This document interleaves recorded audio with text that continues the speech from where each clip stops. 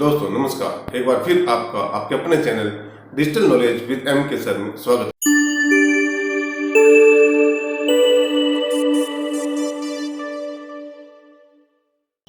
RGHS धारकों अर्थात महिला कर्मचारी या पुरुष कर्मचारी जो पिछले कुछ समय से प्रयासरत थे कि वे अपने आरजीएचएस कार्ड के माध्यम से अपने सास ससुर, चाहे वो महिला कर्मचारी हो या पुरुष कर्मचारी हो, अपने सास ससुर को चिकित्सा सुविधा उपलब्ध करवाने की कोशिश कर रहे थे। और कुछ कर्मचारियों ने अपने आरजीएचएस कार्ड में अपने सास ससुर का नाम भी ऐड करवा रखा था, लेकिन वो कार्ड ब्लॉक हो चुके थे। उन कर्मचारियों के लिए बहुत ही खुशी की बात है कि अब राजस्थान सरकार ने एक ऐसा सर्कुलेट जारी किया है जिससे वो अपने सास ससुर का नाम भी अपने आरजीएचएस कार्ड में ऐड कर सकते हैं।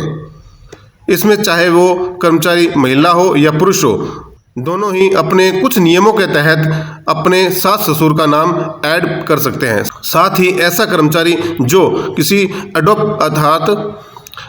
अडोप अर्थात कोई दत्तक पुत्र को भी ऐड करवाना चाहे, वो भी आरजीएचएस कार्ड के माध्यम से ऐड हो सकता है और उसे इस कार्ड के माध्यम से चिकित्सा सुविधा भी मिलेगी। आओ उस सर्कुलेट के बारे में डिटेल से बात करते हैं। अपने सास ससुर का नाम आरजीएचएस कार्ड में ऐड करने के लिए कर्मचारी को 2 महत्वपूर्ण कार्य करने होंगे, उसके बारे में भी डिटेल से अपन बात करेंगे। दोस्तों, आपको 2 कार्य कौन से करने हैं इसके बारे में जानकारी लेते हैं। तो सबसे पहले आपने जिस सास ससुर को या दत्तक माता पिता को आपने अपने आरजीएचएस कार्ड में ऐड करवाना है, तो सबसे पहले उसको जन आधार कार्ड में ऐड करवाना जरूरी होगा, पहला कार्य। दूसरा, आरजीएचएस पोर्टल पर जाकर के आपको सास ससुर या दत्तक माता पिता का पूर्णतः आप पर आश्रित हैं इसकी घोषणा करनी होगी। आओ उस सर्कुलेट के बारे में डिटेल से बात करते हैं। राजस्थान गवर्नमेंट के फाइनेंस डिपार्टमेंट ने यह सर्कुलेट 12 सितंबर 2024 को जारी किया था। इसमें जो राजस्थान सिविल सर्विस में जो संशोधन किया है इसके बारे में बताया गया है। तो अपन बात करते हैं फैमिली के बारे में।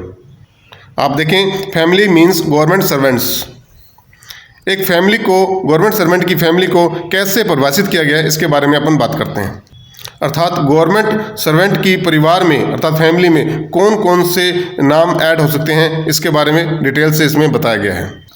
फर्स्ट देखें स्पाउस, पति या पत्नी। सेकंड देखें wholly depends, son including legally adopt son till he gets married और starting earning income as prescribed in appendix 14 और attains the age of 25 years whichever is earlier। It means, इसका मतलब कर्मचारी के परिवार में उसका खुद का लड़का या कोई अडॉप्शन दत्तक पुत्र ऐड हो सकता है, आरजीएचएस की सुविधा ले सकता है। कब तक? जब तक कि वो मैरिड ना हो या फिर स्टार्टिंग अर्निंग इनकम, वो इनकम ना कमाना शुरू कर दे, या वो 25 साल का ना हो जाए। इन तीनों में से जो भी पहले होगा वो लागू होगा। इसका मतलब ये है कि आरजीएचएस की सुविधा उसका खुद का पुत्र या दत्तक पुत्र दोनों ही ले सकते हैं।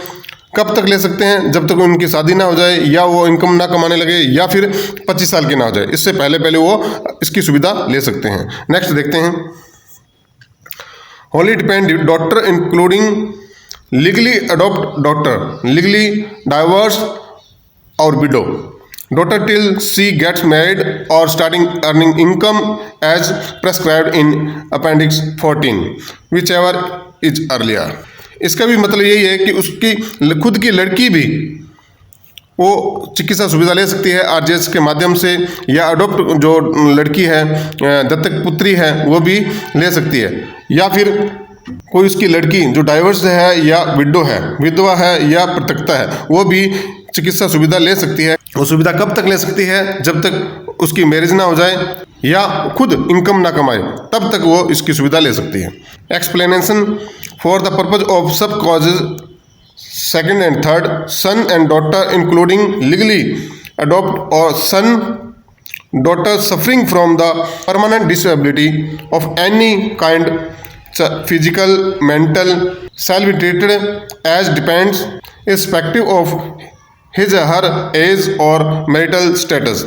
इट मीन्स सेकंड और थर्ड केस के अंदर चाहे खुद का पुत्र हो या पुत्री हो, या दत्तक पुत्र हो या पुत्री हो, यदि वो दिव्यांग है, परमानेंटली दिव्यांग है, तो उसके लिए एज मायने नहीं रखेगी, न ही उसका मैरिटल स्टेटस मायने रखेगा।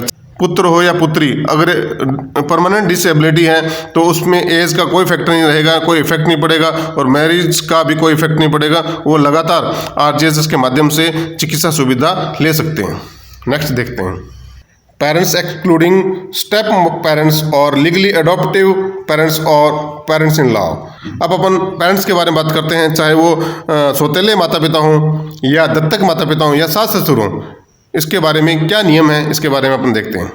फर्स्ट देखते हैं A, parents excluding step parents, legally adoptive parents और parents in law shall be deemed to be wholly dependent if their recurring total income from all sources does not exceed the limit as prescribed in appendix 14।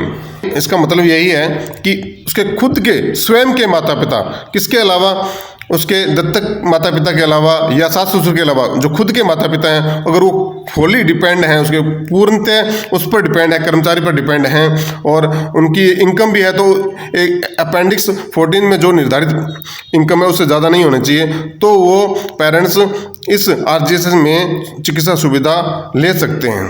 अब next देखते हैं, parents और legally adoptive parents who are depend on the government servant are not required to reside with the government servant। यदि कोई parents हैं या legally adoptive parents हैं अर्थात दत्तक माता पिता हैं, तो यह कुछ ज़रूरी नहीं है कि वो गवर्नमेंट सर्वेंट अर्थात कर्मचारी के साथ रहें, वो साथ नहीं रहते फिर भी वो चिकित्सा सुविधा ले सकते हैं। नेक्स्ट देखते हैं, adoptive parents can be included in the definition of family under these rules only if his her parents are not included as the member of the family। ये बहुत ही इम्पोर्टेंट है।